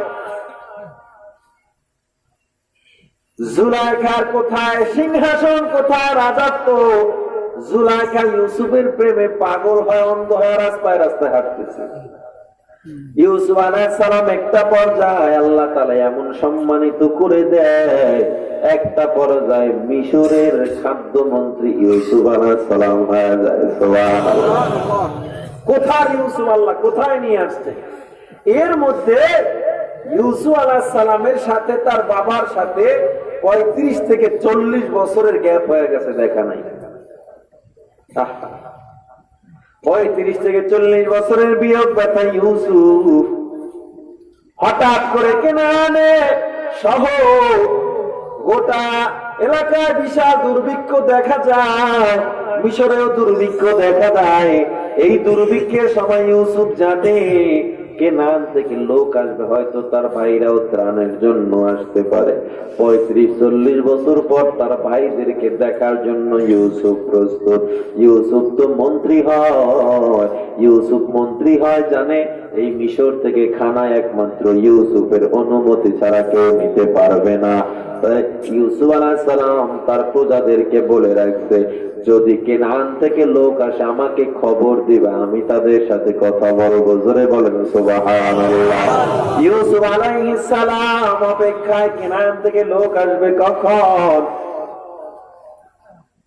এদিক দিয়া কেনান থেকে 10 ভাই রওনা দিছে, মিশরের বর্ডার ক্রস করে বিশাল সিংহাসন রাজপ্রাসাদে ঢুকে গেল। এক প্রজা এসে দৌড়ায় বলে, মহারাজ, ওই কেনান থেকে লোক এসেছে। ইউসুফ আলাইহিস সালাম নিজের চেহারায় নেকাব লাগায় চোখ দুটো বের করে আছে। ওই প্রজাদেরকে বলে, আমার ভাই, আমার ওই সমস্ত মেহমানদেরকে তুমি তাড়াতাড়ি ভিতরে নিয়ে আসো। সবাই অবাক, এত হাজার হাজার মানুষ ত্রাণ নাই, কাউরে ভিতরে আসতে বলে না, এই 10 জনকে কেন ভিতরে আসতে বলতেছে? ভিতরে আনছে। এবার রাজকীয় খানার মেহমানদারি করাইল। বাইরা অবাক হয়ে গেছে, মিশরে আসলাম, প্রধানমন্ত্রী আমাদেরকে এত বেশি আপ্যায়ন করতেছে, কারণ কি? ইউসুফ আলাইহিস সালাম নেকাব পরে সামনে বসা, সবাই নত হয়ে বসে আছে। ইউসুফ আলাইহিস সালাম বলে, তোমার বাড়ি কোথায়? তোমাদের বলে কেনান। তোমরা কয় ভাই? বলে 10 ভাই। সত্যি 10 ভাই? কয় না, আর এক ভাই ছিল, চুরি করছে, তো চুরির অপবাদে আমরা তারে দূরে ফালাইয়া দিছি, পরে বাঘে খেয়ে ফেলে। চোর ছিল। কি ছিল? কারে কইতে? কার সামনে? ইউসুফের সামনে। ইউসুফ আলাইহিস সালাম তখন চাইলে কিছু বলতে পারতেন, কিন্তু বলেন নাই, কারণ আল্লাহর হুকুম। ইউসুফ আলাইহিস সালাম বলে, চোর ছিল না? তোমার বাবা কোথায়? তোমার বাবা নাই? 10 ভাই বলে, ওই একটা সন্তানের বিয়োগ ব্যথায় কান্না করতে করতে ইউসুফের বাবা অন্ধ হয়ে গেছে। ইউসুফ আলাইহিস সালাম চোখের পানি আর রাখতে পারে না। ইউসুফ আলাইহিস সালাম তো মন্ত্রী সবার সামনে কান্না করা যায় না, দ্রুত পেছনের রুমে চলে গেছে, শুয়ে কান্না শুরু করে দিছে। না জানি আমার বাবা আমার থেকে দূরে থাকতে থাকতে কলিজাটা আজ পাথর হয়ে গেছে। বাবা ইউসুফ আলাইহিস সালাম বুঝতে দেয় না। ইউসুফ আলাইহিস সালাম সামনে আবার সে স্বাভাবিক হয়ে বলে, তোমার কি আর কোনো ভাই নাই? বলে, বিনিয়ামিন নামে ইউসুফের ছোট্ট একটা ভাই হয়েছে, তার আপন ভাই। বাবা তাকে নিয়ে দিন গনে দিন কাটাইতেছে। আজ ইউসুফের অপেক্ষায় বাবা ঘরে বসে কান্না করতেছে। ইউসুফ আলাইহিস সালাম বলে, তোমরা দ্বিতীয়বার যদি ত্রাণ নিতে আসো, তোমার ছোট ভাই বিনিয়ামিনকে না নিয়ে আসলে দ্বিতীয়বার আমি ত্রাণ দিব না। ভাইরা বাড়ি চলে গেল, সব ত্রাণগুলো শেষ হয়ে গেল। আবার তখন কেনানে রওনা দিবে। ভালো করে বুঝে নেন বান্দা, আবার যখন কেনানে রওনা দিবে, 10 ভাই ইয়াকুবের কাছে গিয়া দাঁড়ায়, বাবা আমাদেরকে মিশরের মন্ত্রী বলে দিয়েছে, আর যদি আমরা বিনিয়ামিনকে না নিয়ে যাই তারা ত্রাণ দিবে না। ইয়াকুব আলাইহিস সালাম বলে, না না, আমি এই অপরাধ আবার করব না। আমি এক ইউসুফকে হারাইছি, বিনিয়ামিনকে হারাতে চাই না। তোদেরকে আমি বিশ্বাস করি না। 10 ভাই বলে, বাবা বিনিয়ামিনকে না দিলে আমাদের না খেয়ে মরে যেতে হবে, ত্রাণ আমাদেরকে দিবে না। বাবা বাধ্য বিনিয়ামিনকে বলে, যাও যাও। বিনিয়ামিনকে হাতে সুপর্দ করে ইয়াকুব আলাইহিস সালাম ডাক দিল, আল্লাহ,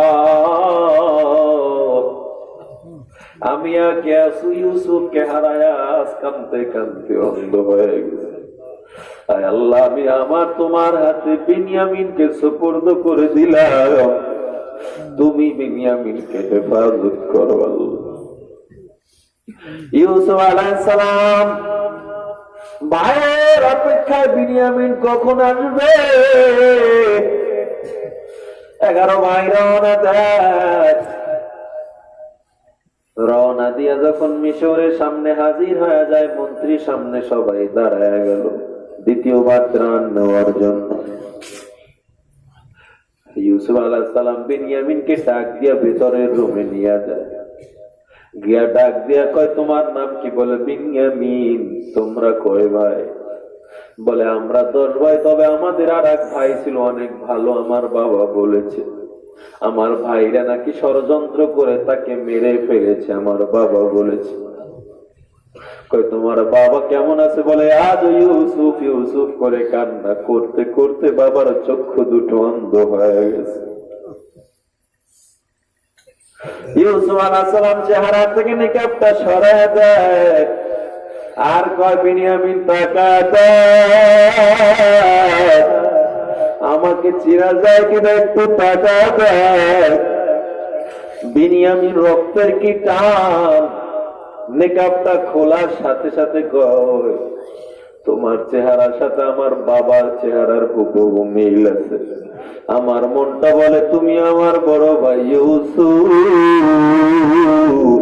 কথাটা বলার সাথে সাথে ইউসুফ বিনিয়ামিনকে জড়ায়া ধরে আর ডাক দিয়া কয়,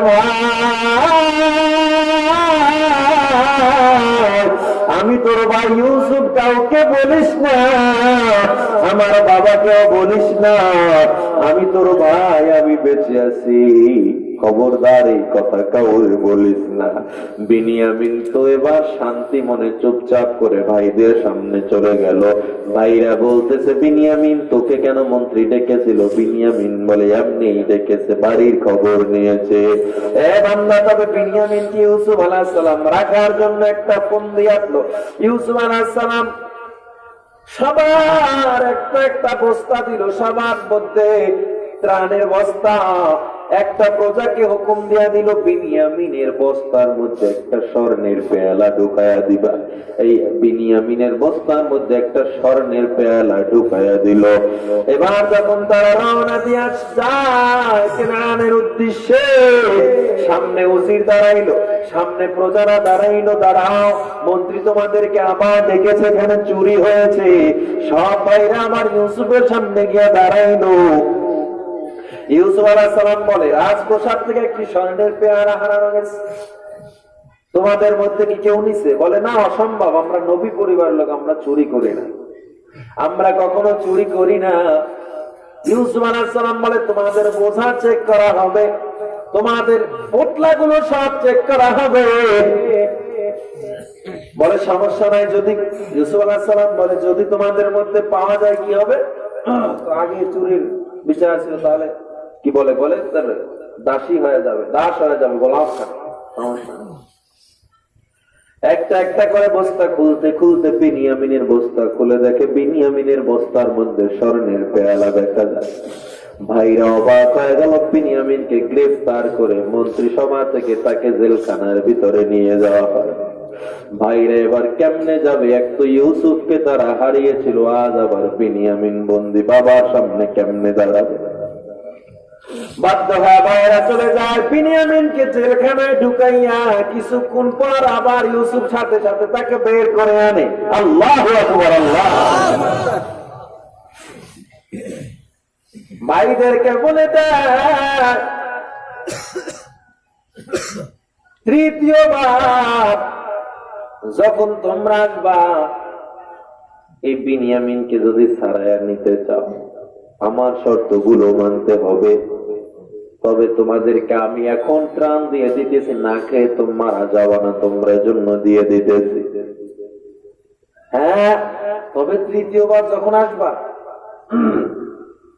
তখন তোমার বাবাকে নিয়ে আসবা। কাকে নিয়ে আসবা? বলছে না, আমার বাবা অনেক বৃদ্ধ, চোখে দেখে না, তাকে নিয়ে আসা যাবে না। ওদিকে আমার আল্লাহ তাআলা দেখি খেলা কত দূর চলে গেছে, আর কষ্ট দিবে আমার আল্লাহ, আর কত পরীক্ষা করবে। 35-40 বছর তো হয়েই গেল। আমার আল্লাহ তাআলা ডাক নিয়ে কয়, ও আমার পয়গম্বর ইউসুফ, এবার তাদের কিছু পরিচয়টা দিয়ে দাও। ইউসুফ আলাইহিস সালাম অর্ডার পাইয়া তৃতীয় দফায় ভাইদের সামনে নিকাবটা খুলে দিল। নিকাবটা খুলে দিয়ে বলে, ও ভাই, তোমরা আমায় চিনতে পেরেছ নাকি? সব ভাইগুলো সম্মানের জন্য সিজদায় পড়ে গেল। ডাক দিয়া কয়, আপনার নাম কি ইউসুফ? বলে হ্যাঁ। ভাইরা এবার কান্না করতেছে, বারবার কান্না করে ক্ষমা চায়, আমারে মাফ করে দেন। আপনি আজকে আমাদের বিচার করতে পারেন, সমস্যা নাই, বিচার করেন। আজকে আপনার উপরে যে জুলুম আমরা করেছি, আপনি যা ইচ্ছা করেন। ইউসুফ আলাইহিস সালাম বলে, না না না, নবীরা কোনদিন প্রতিশোধ নেয় না, আমি মাফ করে দিলাম। তবে একটা শর্ত আছে, ওই যে তৃতীয়বার তোমরা যখন আবার আসবা, তোমার বাবাকে সাথে করে নিয়ে আসবা। আব্বাজানকে দেখার জন্য আমার দিলটা ছটফট করতেছে, বাবারে নিয়ে আসবা। বাবা তো চোখে দেখে না। ইউসুফ আলাইহিস সালাম নিজের গায়ের জুব্বাটা খুলে দিল, নিয়ে যাও। এই জুব্বাটা যদি বাবার চোখে লাগাও, বাবার এই 35 বছরের অন্ধতা দূর হয়ে যাবে। এবার জুব্বা নিয়ে সবাই রওনা দেয়। তাফসীরে মাজারিক কাজী সানাউল্লাহ পানিপতি রাহমাতুল্লাহ আলাইহি বর্ণনা করেন, কেনানের মিশরের বর্ডার ত্যাগ করিয়া কেনানে যখন সন্তানরা পা রাখলো জুব্বা নিয়ে, ওখান থেকে শত শত মাইল দূরে কেনান ইউসুফের বাড়ি। ইয়াকুব আলাইহিস সালাম লোকজন নিয়ে বসে আছে, পুরা মানুষটা লাফ দিয়া দাঁড়ায় গেছে। আল্লাহু আকবার। সব মানুষগুলো ডাক দিয়া কয়, পয়গম্বর আপনি কেন দাঁড়া গেলেন? ইয়াকুব নবী বলে, আমি ইউসুফের ঘ্রাণ পাইতেছি। আল্লাহু আকবার। আমি ইউসুফের ঘ্রাণ পাই। সবাই বলে, আপনি কি পাগল হয়ে গেছেন? 18-35 বছর আগে যাকে বাকি খেয়ে ফেলেছিল, আজ আপনি তার ঘ্রাণ কিভাবে পান? আজকে আপনি তার ঘ্রাণ কিভাবে পান? এটা তো সম্ভব নয়। আল্লাহু আকবার। আল্লাহু বলে, আমি ইউসুফের ঘ্রাণ পাই, তোরা আমায় পাগল মনে করিস না, আমি ইউসুফের ঘ্রাণ পাই। एके पुरसीदा गम करदा फरजंद कि आई रोशन गहर पीरे तेरा जमंद में शरशबू ये पीरा शनी दी तेरा दर्दी रहे तरम नयाई। ए बंदा ইউসুফ আলাইহিস সালামের জুব্বানিয়া যত সামনে আগায়, ইয়াকুব তত গ্রাম বেশি পাইতেছে। আস্তে আস্তে যখন বাড়ি আঙ্গিনায় চলে যায়, ইয়াকুব আলাইহিস সালাম বলে, আমার ইউসুফ এখানে এসেছে, জলদি দেখো তোমরা। সবাই তাকায় দেখে, না না, ইউসুফ নাই তো নাই, বিনিয়ামিনও নাই। তবে ইউসুফের গান আমি পাই, এটা মিথ্যা না, মিথ্যা না। 10টা ভাই দৌড় দিয়ে বাবাকে জড়ায় ধরছে, আর ডাক দিয়ে কয়, বাবা তোমার হারানো ইউসুফের সন্ধান পেয়েছি। ও বাবা, আমাদের মাফ করে দেন, আপনার ইউসুফ আজ মিশরের প্রধানমন্ত্রী, আপনার জন্য জুব্বা হাদিয়া পাঠাইছে। ইয়াকুব আলাইহিস সালাম জুব্বাটা যখন চেহারায় লাগাইল, আমার আল্লাহর হুকুমে 35 বছরের অন্ধতা দূর হয়ে গেল। বুড়া মানুষ বাবা সন্তানের জন্য পাগল হয়ে আছে, দৌড়াইতেছে যাওয়ার জন্য। 10 সন্তান বাবারে থামাইছে, দৌড়ে, এত দূর যেতে পারবো না বাবা, ঘোড়ায় চলেন, উটের পিঠে করে চলে যায়। সবাই এবার রওনা দিল। ওদিকে ইউসুফ আলাইহিস সালাম বাবার জন্য পাগল করা হয় অপেক্ষা। সিংহাসন আজ নতুন সাজে সেজেছে। 35 বছর পর্যন্ত যেই বাবাকে দেখে না, আজ বাবার সাথে সাক্ষাৎ হবে। ইউসুফ অপেক্ষায় আছে, পয়গম্বর অপেক্ষা। এদিকে তারা রওনা দেয়। মুফাসসিরে কেরাম উল্লেখ করে, বান্দাগো ইউসুফ আলাইহিস সালাতু ওয়াস সালাম বসা, আর ইয়াকুব আলাইহিস সালাম কেনানের বর্ডার ক্রস করে মিশরে ঢুকলেন। এই মিশরে ঢোকার মধ্যে বিশাল একটা পাহাড় ছিল। এই পাহাড় ক্রস করে এরপরে মিশরে ঢুকতে হয় কেনান থেকে। ওই কেনানের পাহাড়ে যখন তারা দাঁড়াইল, দূর থেকে ইউসুফের সিংহাসন দেখা যায়। বাবা চিৎকার মেরে বলে, আমার ইউসুফকে দেখা যায়। ইয়াকুব আলাইহিস সালাম দৌড় দিয়ে যখন রওনা দেয়, বাচ্চা 10 বারের উপরে হোঁচট খেয়ে পাহাড় থেকে পড়ে যায়। আল্লাহু আকবার বলেন, আল্লাহু আকবার। পাগলের মতো দৌড়াইতে দৌড়াইতে ইয়াকুব আলাইহিস সালাম রওনা দেয়। ইউসুফ আলাইহিস সালাম দেখে দূরে দৌড়াইতেছে, বুড়া একটা মানুষ এত জোরে দৌড়ে আর হোঁচট খায়, নিশ্চয়ই আমার বাবা হবে। ইউসুফ আলাইহিস সালাম সব রাজকীয় নিয়ম ভঙ্গ করিয়া প্রজাদেরকে ভেদ করিয়া দৌড় দিছে। ইউসুফ আলাইহিস সালাম পাগলের মতো দৌড়ায়, বাবাও দৌড়ায়, ইউসুফও দৌড়ায়। আমার আল্লাহ তাআলা ডাকতে ফেরেশতা টাকা দেয়, এই ইউসুফ আজ 35টা বছর পর তোর বাবার সাথে সাক্ষাৎ করবে। আজ তার মনে কত আনন্দ, বাবা তার সন্তানের সাথে 35 বছর পর সাক্ষাৎ করবে, তার মনে আজ যেমন আনন্দ। আমার পথ বলা গুনাহগার বান্দারা যখন গুনাহ ছাড়িয়ে আমাকে আল্লাহ বলে ডাকবে, যখন গুনাহ থেকে ফিরিয়ে আমি আল্লাহকে তারা সিজদা দেয়, এই ইউসুফের থেকে ইয়াকুবের থেকে আমি আল্লাহর কোটি গুণ বেশি খুশি হয়ে যায়। অথচ তোদেরকে পরীক্ষা করলেই তোরা বেজার হ। দেখ আমি কত সুন্দর ফলাফল দেই, বান্দা বিপদে ধৈর্য ধারণ কর। ইয়াকুব আলাইহিস সালাম ইউসুফ আলাইহিস সালাম যখন কাছাকাছি দাঁড়াইল, ইউসুফ আলাইহিস সালামের কপালে বাবা চুমু খায় আর বলে, বাবা 35-40টা বছর পর্যন্ত তোরে দেখতে পারি না, কত কষ্ট করেছি। ইউসুফ আলাইহিস সালাম বলে, বাবা আমি ওই 35-40 বছর কত কষ্ট করেছি, কত দিন কাটাইছি জেলখানায়, তবে একটা বারের জন্য আমি তোমায় ভুলি না। আমার মনে মনে বারবার একটা ধারণা ছিল, আমার আল্লাহ কোনো না কোনো দিন তোমার সাথে সাক্ষাৎ করাবে। আল্লাহু আকবার বলেন, আল্লাহু আকবার। ও নবীর উম্মতের দল, আল্লাহ তাআলা ইউসুফকে কত বছর পরীক্ষা করলেন? কোন 40 বছর। এই যে পরীক্ষা করেছেন আল্লাহ, এত বিপদ দিয়েছেন, 7 বছর প্রথম জেল, আরো 7 বছর, 14 বছরের জেল। ইয়াকুব আলাইহিস সালাম অন্ধ হয়ে গেলেন। আমার আল্লাহ বলেন, ওয়াবাশশিরিস সাবিরিন, যারাই আমার পরীক্ষায় ধৈর্য ধারণ করবে তাদেরকেই সুসংবাদ দিয়ে দাও। কেমন সুসংবাদ? আমার আল্লাহ তাআলা বলে, ও পয়গম্বর জানা দেয়, যারাই বিপদে ধৈর্য ধারণ করবে আমি আল্লাহ তাদেরকে দুনিয়ায় কামিয়াব করব, আখিরাতেও কামিয়াব করে দিব।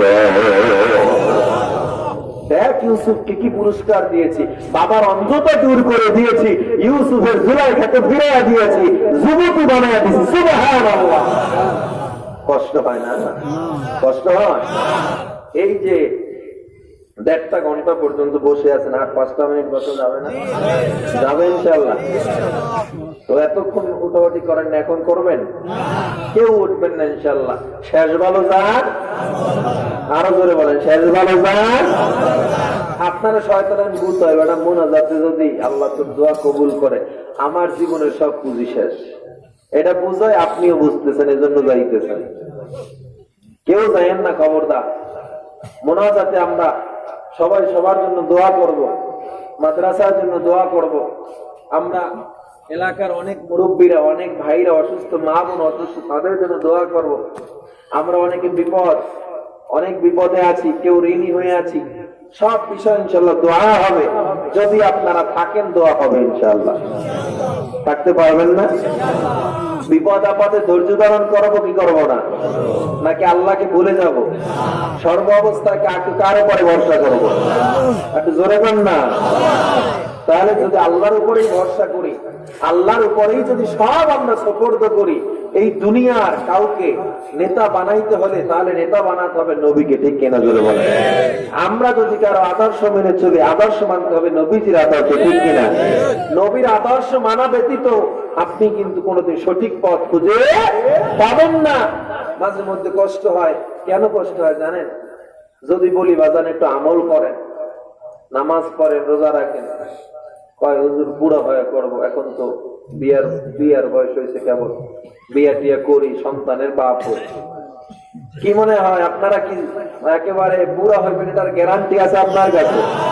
এখান থেকে বাড়ি যাওয়ার কোনো গ্যারান্টি আছে নাকি? এটা জোরে জবাব দেন। না না। ও যুবক, ও আল্লাহর বান্দা, ও ফরিদপুরের মুসলমান, ডানে বামে তাকায় দেখো, কার জানো মা নাই, কার জানো বাবা নাই, অন্ধকার কবরের আসামি হয়ে গেছে। এমন কোন দিন নাই হুন্ডায় অ্যাক্সিডেন্ট হয়ে যুবক মারা না যায়, এমন কোন দিন নাই লঞ্চ ডুবে বান্দা যুবকের মরণ না হয়। পত্রিকার পাতা খুললেই দেখবা যুবকের মরণ, অ্যাক্সিডেন্ট হয় সেখানেও যুবকের মরণ। ও যুবক আল্লাহর বান্দা, ও দুনিয়ার গোলাম, এই দুনিয়াটা থাকার জায়গা নয়। যদি বলি আমল করো, বুড়া হওয়ার গ্যারান্টি দাও, বুড়া হওয়ার কিন্তু গ্যারান্টি নাই। তোমার মতো হাজারো যুবক RAB, army, police, OCD, CSP, IG, commissioner, doctor, doctor, barrister, professor, engineer, উকিল, লেখক, সাহিত্যিক, কলামিস্ট, সাংবাদিক, এদের মধ্যে দাড়িওয়ালা নামাজি আছে না নাই? আরো জোরে বলে। অভাব নাই রে বান্দা, অভাব নাই। আপনি আমি কেন পারবো না? আপনি আমি কেন পারবো না? মনটারে বুঝান রে মন। এ বান্দা, এই দুনিয়ায় আপনি চাকরি করেন, যাই করেন না কেন, যদি আল্লাহ এবং নবীর সব জিনিসগুলো মেনে করতে পারেন, এই দুনিয়ায় আপনি সফল, আখিরাতেও সফল হয়ে যাবেন। ও আমার বান্দা, ও আমার বন্ধু রে, তুমি চাকরি করো, চাকরির জায়গায় আল্লাহরে বলবা না।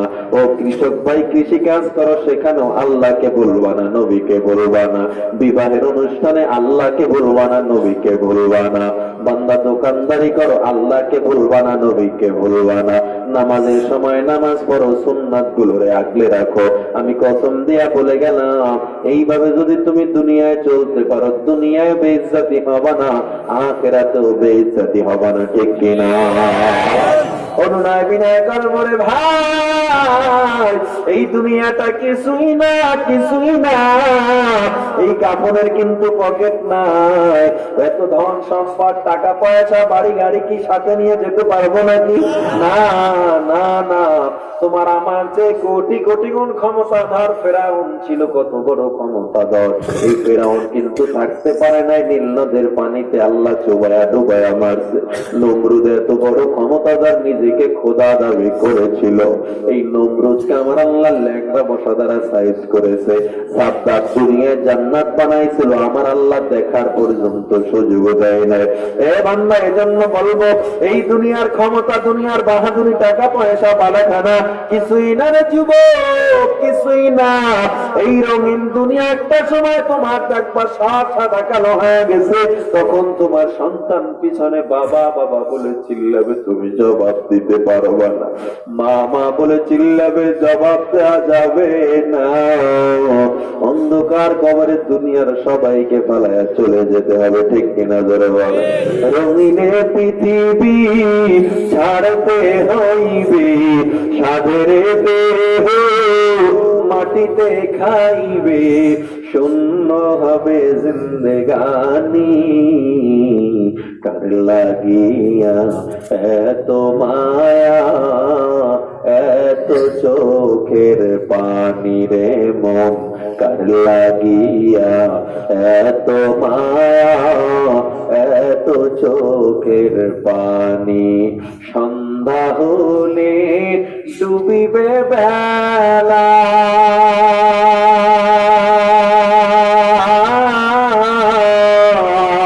সঙ্গ হবে ভবেরই মেলা। সন্ধ্যা হলে ডুবিবে বেলা, সঙ্গ হবে ভবেরই মেলা। কেউ বা দিবে আখেরি গোসল, কেউ বা দিবে আখেরি গোসল, কেউ বা আনবে আতর দানি। কার লাগিয়া এত মায়া, এত চোখের পানি রে মন, কার লাগিয়া এত মায়া, এত চোখের পানি। এ বান্দা, ওই কবরে যত চিন্তা করেছো দুনিয়ার, ওই কবরে কিন্তু থাকবে না। ওই কবরে তোমার মায়ের সাপোর্ট পাইবা না, বাবার সাপোর্ট পাইবা না, পীরের সাপোর্ট পাইবা না। যদি আমল নিয়ে না যাও, অন্ধকার কবরটা কিন্তু বান্দা জাহান্নামের টুকরা হয়ে যাবে। এই দুনিয়া থেকে যদি আমল নিয়ে না যাও, একটা না দুইটা না 99টা সাপের আঘাত সহ্য করা যাবে না। ও বান্দা, তুমি যদি গুনাহগার হয়ে কবরে যাও, দুই পাশের মাটি এমন জোরে চাপ মারবে গো, কবরের হাড্ডিগুলো চুরমার হয়ে যাবে বান্দা। ও বান্দর না বিনয় করে গেলাম, ও ফরিদপুরের মুসলমান, আর আমার মালিকের গোলামি ছেড়ে না, আমার নবীর আর কাঁদাইও না, দাড়ি কাটবা না, নামাজ ছাড়বা না, সুদ খাওয়া যাবে না, ঘুষ খাওয়া যাবে না, মা বাবার সাথে অসৎ ব্যবহার করা যাবে না। অন্তরে যদি সঠিক নিয়ত থাকে, আজকের এই মাহফিল থেকে আমার আল্লাহকে একটু হাত দিতে উঠে দেখা যায়। আল্লাহ তাকা দেখো, আমরা গুনাহগার, ওয়াদা করতেছি আর গুনাহ করবো না রে আল্লাহ। আমার কাজ ছিল দাওয়াত পৌঁছানো, কবুল করার মালিক তুমি আল্লাহ। আল্লাহ, তুমি আমাদের সবাইকে কবুল করে দাও আল্লাহ। আল্লাহ, যেভাবে চললে তুমি নবী খুশি থাকবা, সেইভাবে চলা তৌফিক দাও, বলেন আমিন। আর করে বলেন আমিন। যারা যারা ওয়াদা করছি সব যে আমরা ধরে বলেন আল্লাহ আমাদের কবুল করেন। আমার কষ্ট করে ঢাকা থেকে আসাটাও সার্থক, কমিটি আয়োজন করে মাহফিল করাটাও সার্থক, কষ্ট করে। কারণ কি জানেন, দুই একজন যদি আমলওয়ালা হয়, এর থেকে সফল ওয়াজার হতে পারে না, ঠিক কিনা? আমাদের উদ্দেশ্য তো এটাই, নাকি অন্য কিছু? সুতরাং যারা ওয়াদা করেছি বাজান, এখান থেকে উঠার পর্যন্ত ভরসা নাই, কখন কে চলে যায় জানি না। এই দুনিয়াটা ক্ষণিকের, একেবারেই ক্ষণিকের। এটাকে নিয়ে যত আপনি পরিকল্পনা করেন, যা করেন, আসলে সবই রঙিন ফানুস, কিছুই না, হাওয়াই মিঠাই। অনুনয় বিনয় করে গেলাম আমার যুবক ভাইরা, বৃদ্ধ বাবারা, বহুত গুনাহ আমরা করেছি, আর গুনাহ করবো না ইনশাআল্লাহ। আল্লাহ তাআলা আমাদের সর্ব অবস্থায় তার ও রাসূলের অনুকরণ অনুসরণ করে চলার তৌফিক দান করেন, জোরে বলেন আমিন। ইনশাআল্লাহ সবাই সবার জন্য দোয়া হবে, যারা অসুস্থ তাদের জন্য দোয়া করবেন। বিশেষ করে আজকে মাদ্রাসার মাহফিল, এই মাদ্রাসার জন্য দোয়া করবেন। আল্লাহ তাআলা যেন মাদ্রাসা